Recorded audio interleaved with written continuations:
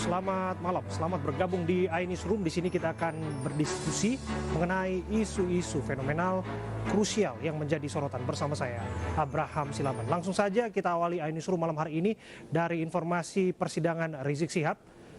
Di pengadilan Jakarta Timur ada 4 simpatisan yang harus diamankan oleh petugas karena mereka berupaya untuk mendekati lokasi sidang. Simpatisan Rizik Syihab diamankan untuk dimintai keterangan di pos pengamanan. Polisi menggeledah sebuah minibus yang parkir di depan gedung Pengadilan Negeri Jakarta Timur. Seluruh penumpang di dalam mobil itu diminta untuk keluar. Polisi pun memeriksa seluruh bagian mobil. Keempat simpatisan tersebut kemudian dibawa ke kantor polisi untuk dimintai keterangan. Sementara itu, jaksa menuntut Rizik Syihab 6 tahun penjara dalam perkara tes usap di Rumah Sakit Umi Bogor. Jaksa menilai Rizik tidak mendukung upaya pemerintah dalam penanggulangan COVID-19. Sedangkan menantu Rizik, Muhammad Hanif Alatas, dituntut 2 tahun penjara. Rizik dan menantunya sebelumnya didakwa menyiarkan berita bohong soal hasil tes usap di RS Umi.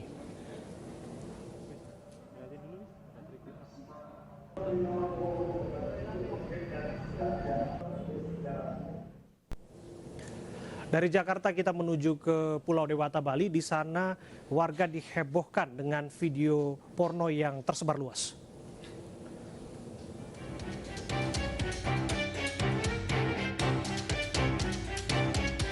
Inilah potongan video mesum yang dibuat di salah satu villa di kawasan Umalas, Kuta Utara, Badung, Bali, yang tersebar melalui akun media sosial.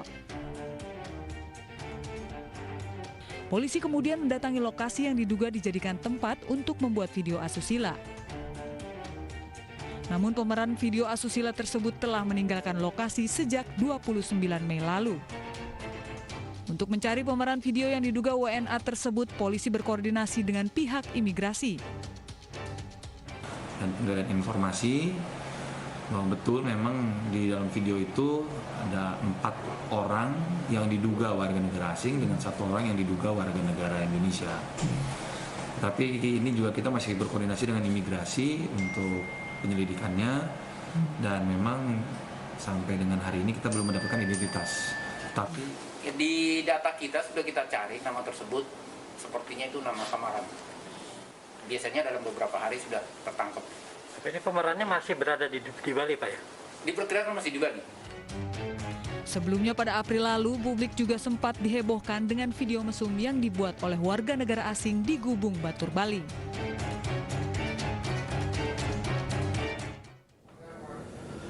Lalu bagaimana perkembangan terbaru mengenai kasus ini? Saya akan mengajak Anda menuju ke Bali bersama rekan saya, Alid Sidi. Selamat malam, Alid. Ya, selamat malam. Ya, langsung saja, kalau pemeran dan pembuat video tersebut disebutkan, diperkirakan masih ada di Bali, apakah petugas sudah melakukan pencarian terhadap yang membuat video itu?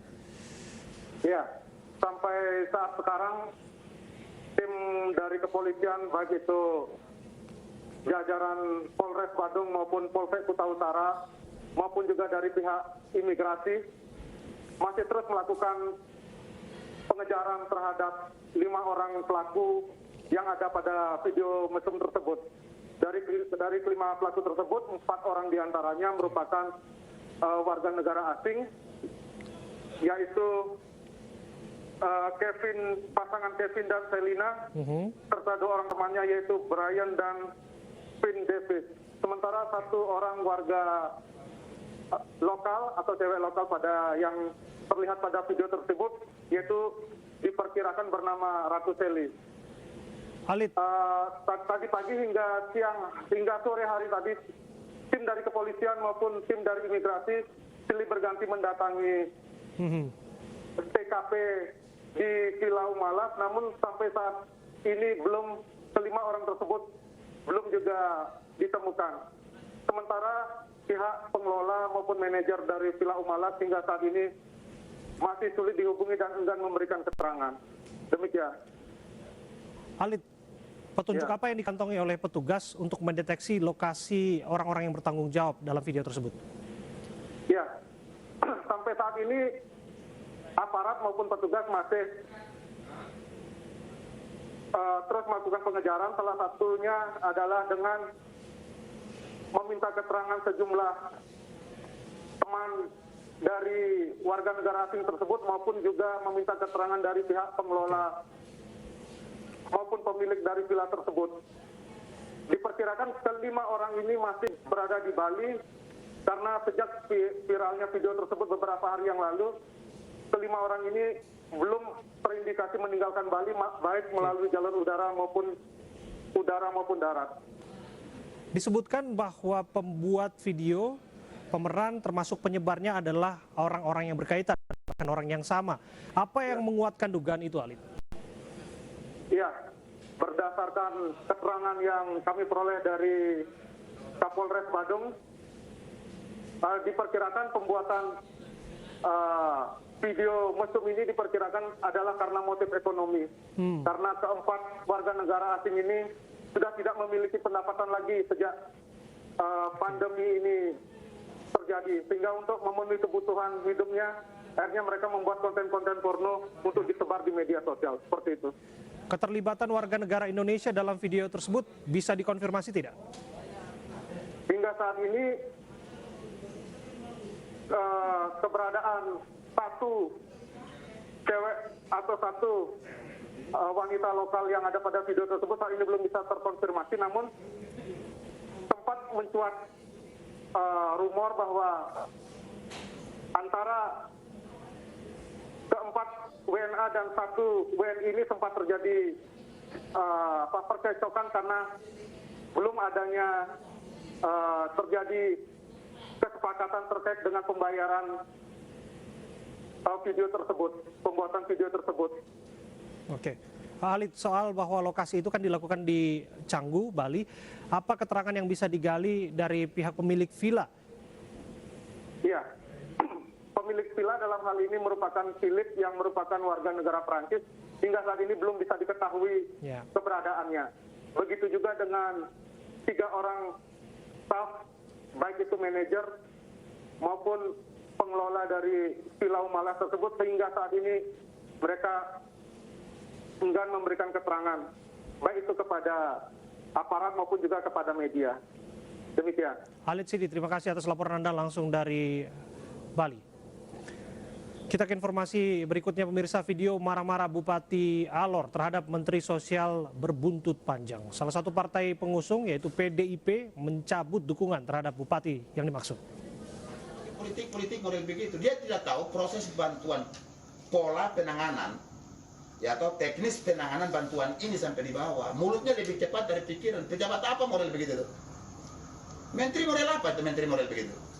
Inilah cuplikan video kemarahan Bupati Alor terhadap staf Kemensos terkait bantuan dari Kementerian Sosial.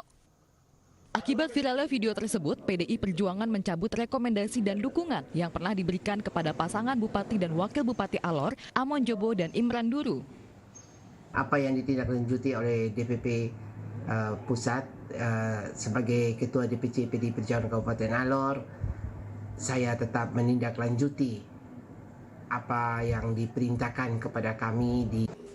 Sebelumnya, Bupati Alor telah mengakui kejadian tersebut dan menyatakan aksi saling maaf sebenarnya sudah dilakukan. Persoalan itu sudah diselesaikan. Kami kan waktu minta maaf satu dengan yang lain. Nah, dalam kondisi mana Bupati bicara kan begitu. Lalu situasi apa, lalu etikanya apa, lalu hukumnya apa, kan begitu harusnya dilihat. Jadi tidak hanya ditanggapi apa yang Bupati omong. Bahkan Menteri Sosial Tri Risma hari ini memberikan penjelasan terkait video tersebut.